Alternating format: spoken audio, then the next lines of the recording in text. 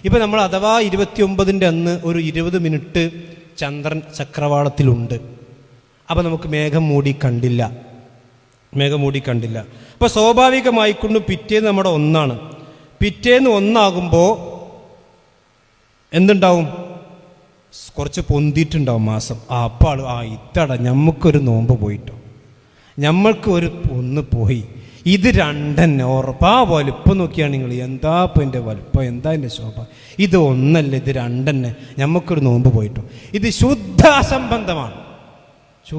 അസംബന്ധമാണ്, ഹദീസുകൾക്ക് വിരുദ്ധമാണ്. ഇതേപോലെ സംഭവം ഉണ്ടായിട്ടുണ്ട്. ഞാൻ ഇമാം മുസ്ലിമിൻ്റെ ഹദീസ് വായിക്കാം. കാല അബുൽ ബുഖ്തരി അദ്ദേഹം പറയാണ്, ഖറജ്നാ ലിൽ ഉംറ, ഞങ്ങൾ ഉംറക്ക് പുറപ്പെട്ടു. ഫലമ്മ നസൽനാ ബിബത്നി നഖല, അങ്ങനെ ബത്നുൻ നഖലയിൽ ഞങ്ങൾ എത്തിയപ്പോൾ തറായിനൽ ഹിലാൽ, ഞങ്ങൾ ഹിലാൽ കാണാൻ പോയി. ഹിലാൽ കാണാൻ വേണ്ടി ഞങ്ങൾ പിന്നെ ചന്ദ്രമാസപ്പിറവി ദർശിക്കാൻ വേണ്ടി. അപ്പം ഞങ്ങൾ ചന്ദ്രനെ കണ്ടു. ഫഖാല ബഅദുൽ ഖൗമി ഹുവ ഇബ്നു സലാസ, എടാ ഇത് 3 ആട്ടോ.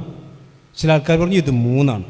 വഖാല ബഅദുൽ ഖൗമി, വേറെ ചില ആൾക്കാർ പറഞ്ഞു ഇല്ല ഹുവ ഇബ്നു ലൈലത്തെ, അല്ല ഇത് 2, ഒന്ന് ഏതായാലും അല്ല, ഇതൊന്ന് ഏതായാലും അല്ല, ഒന്നുകിൽ 2 ആണ്, ഇത് 3 ആണ് എന്ന് അവർ ഉറപ്പിച്ചു പറഞ്ഞു. അപ്പോൾ ഫലഖീന ഇബ്നു അബ്ബാസ്, ഞങ്ങൾ ഇബ്നു അബ്ബാസ് റളിയല്ലാഹുവിൻ്റെ അടുക്കിലേക്ക് ചെന്നു. മാസപ്പിറവി കാണാൻ പോയി. ആ കണ്ടോലൊക്കെ പറയും ഇത് ഒന്ന് ഏതായാലും അല്ല, ഏറ്റവും ചുരുങ്ങി 2 ആണ് 3 ആണ്, അത്രയും വലുപ്പമുണ്ട് ഇതിന് കാണാൻ. അപ്പോൾ ഇബ്നു അബ്ബാസ് റളിയല്ലാഹു ചോദിച്ചു, ഇവിടെ ഈ വിഷയം പറഞ്ഞപ്പോൾ ചോദിച്ചു, അയ്യ ലൈലത്തിൻ റഅയ്തുമുഹു, നിങ്ങൾ ഏത് രാത്രിയാണ് ആ ചന്ദ്രനെ കണ്ടത്? ഫഖുൽനാ ലൈലത്തെ കദ വകദ, ശരി, എന്നാൽ നിങ്ങൾ കേട്ടോ, ഇന്ന റസൂലുള്ളാഹി സ്വല്ലല്ലാഹു അലൈഹി വസല്ലം ഖാൽ ഇന്നല്ലാഹ മദ്ദഹു ലിറുയ ഫഹുവ ലിലൈലത്തിൻ റഅയ്തുമുഹു, അത് അള്ളാഹു നിങ്ങൾക്ക് വ്യക്തമായി കാണാൻ വേണ്ടി നിങ്ങൾക്ക് നീട്ടി വലുതാക്കി തന്നതാണ്.